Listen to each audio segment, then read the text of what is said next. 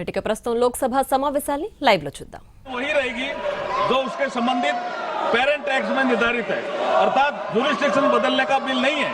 ये governance, appointments, institutional independence, transparency और efficiency को मजबूत करने का बिल है। माननीय अध्यक्ष महोदय, इस बिल के प्रमुख प्रोविजन इस प्रकार है। नेशनल ट्रिब्यूनल कमीशन की यानी एनटीसी की स्थापना, जिसकी अध्यक्षता सुप्रीम कोर्ट के फॉर्मर जज तथा हाई कोर्ट के फॉर्मर चीफ जस्टिस करेंगे। एनटीसी में 2 जुडिशियल 2 टेक्निकल मेंबर होंगे ताकि न्यायिक व तकनीकी विशेषज्ञता का समन्वय हो। ट्रिब्यूनल अपॉइंटमेंट की प्रक्रिया एनटीसी के माध्यम से अधिक पारदर्शी, निष्पक्ष और मेरिट बेस्ड बनाया जाएगा, जिससे सर्च कम सिलेक्शन अपॉइंटमेंट तथा इंक्वायरी और रिमूवल से जुड़े कार्य शामिल होंगे। यूनिफॉर्म गवर्नेंस आदि एकरूपता के लिए डेडिकेटेड एनटीसी सेक्रेटेरिएट की व्यवस्था भी की गई है ताकि ट्रिब्यूनल का प्रशासनिक संचालन अधिक व्यवस्थित और संस्थागत हो। मेंबर्स के लिए 5 ईयर टेन्योर तथा स्पष्ट सर्विस कंडीशन का प्रावधान है, जिससे ट्रिब्यूनल की इंस्टीट्यूशनल इंडिपेंडेंस मजबूत हो। एलिजिबिलिटी के लिए कोई अलग मिनिमम एज रिक्वायरमेंट निर्धारित नहीं की गई है। माननीय अध्यक्ष महोदय, यह tribunal reform ease of justice, ease of doing business को बढ़ाने तथा ग्लोबल बेस्ट प्रैक्टिसेस को अडॉप्ट करने की दिशा में एक महत्वपूर्ण माइलस्टोन है, जो भारत के लीगल व इंस्टीट्यूशनल आर्किटेक्चर को और मजबूत करेगा तथा सर्वसुलभ, समयबद्ध और प्रभावी न्याय की हमारी संवैधानिक प्रतिबद्धता को आगे बढ़ाकर विकसित भारत 2047 के संकल्प को और सशक्त करेगा। मैं इसी विश्वास के साथ मैं सभी सदस्यों से आग्रह करता हूं कि सुधारों की इस कड़ी में लाए गए ट्रिब्यूनल रिफॉर्म विधेयक को सर्वसम्मति से पारित करे। जैसे हमारे रोड सेक्टर में रोड आवश्यक है, रेल सेक्टर में रेल आवश्यक है, इंफ्रास्ट्रक्चर, ऐसे एयर सेक्टर में एयर इंफ्रास्ट्रक्चर आवश्यक है।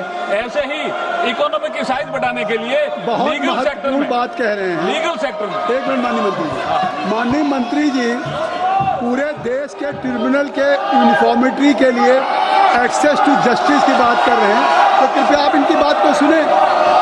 आप देश के सारे ट्रिब्यूनल्स के लिए क्वालिफिकेशंस यूनिफॉर्मिटी बनाई जाए। You are a senior lawyer, Mr. Balu.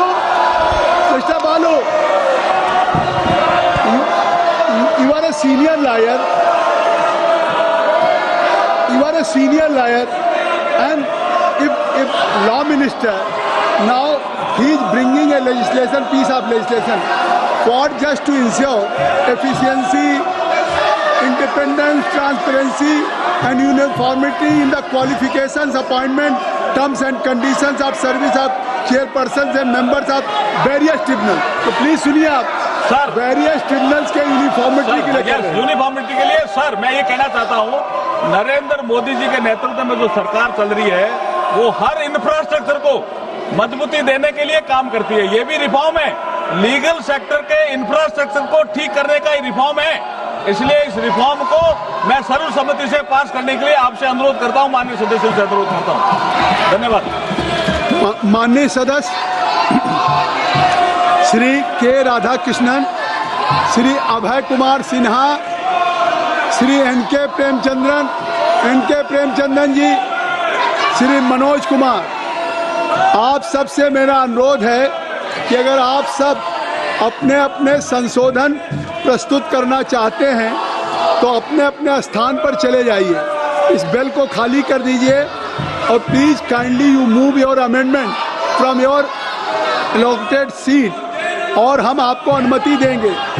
अगर आप अपने स्थान पर नहीं जा रहे हैं, इस महत्वपूर्ण बिल को जैसा कहा हमारे लॉ मिनिस्टर ने, अगर इस पे संशोधन नहीं मूव करना चाहते हैं, आप चर्चा नहीं चाहते हैं, आप नहीं चर्चा चाहते हैं, you are a part and partial of law legislative, तो मैं सभी खंडों को सभा के निर्णय के लिए एक साथ ले लूंगा।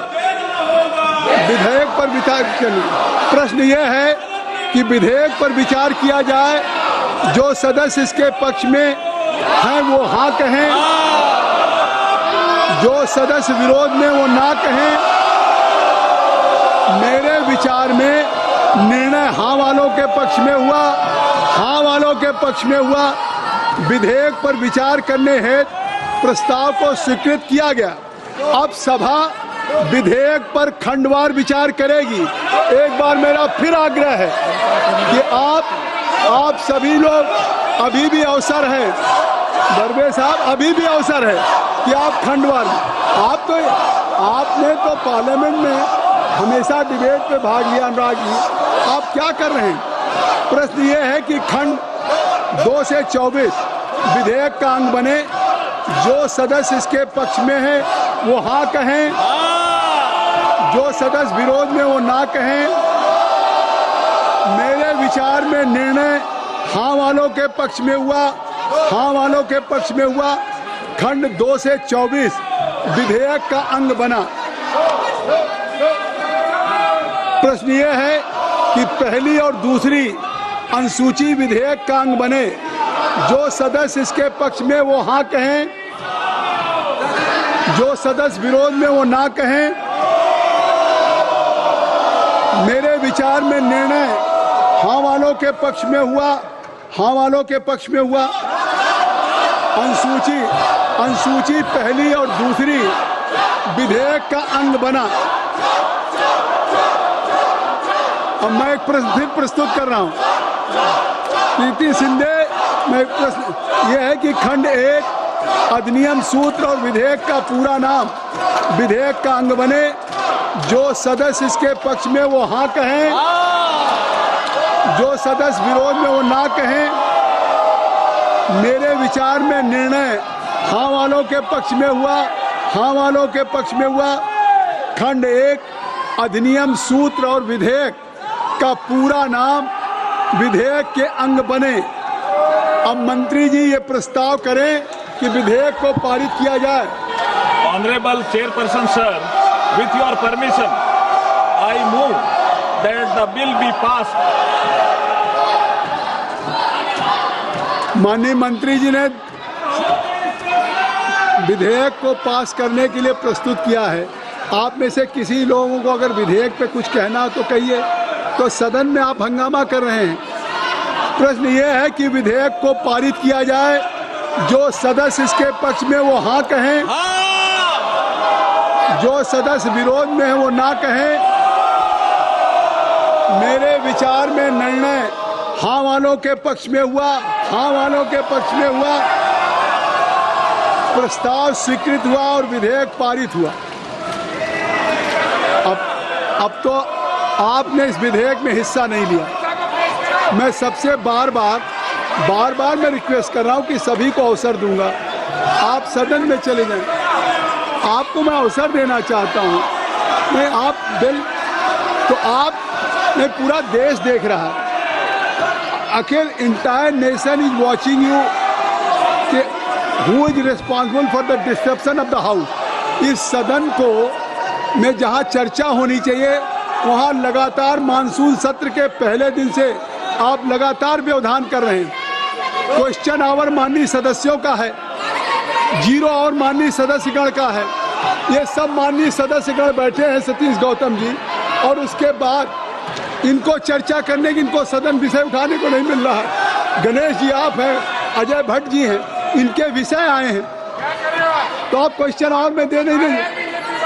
जयप्रकाश जी, औजला जी, आपका भी नाम ले रहा हूँ, आप सदन को व्यवस्थित करें। इससे साफ है कि आप केवल प्ले कार्ड लाएंगे। इस सदन में देश के जनता की जो जवाबदेही है, आपकी अकाउंट